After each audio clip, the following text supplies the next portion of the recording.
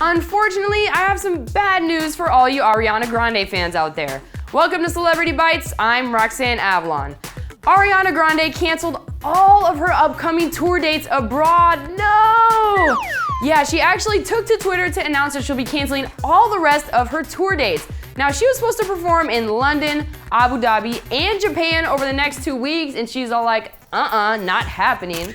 Her tweet said, "Babies, I'm so sad I won't be able to make it abroad this December, but I can't wait to reschedule and see you all next year. I love you so much."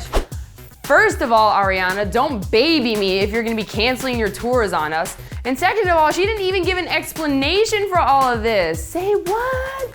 Yeah, I mean, hopefully everything is okay and she'll be back performing for her fans soon so we don't get any Ariana withdrawals. That's all for this time on Celebrity Bites. I'm Roxanne Avalon and we'll see you next time.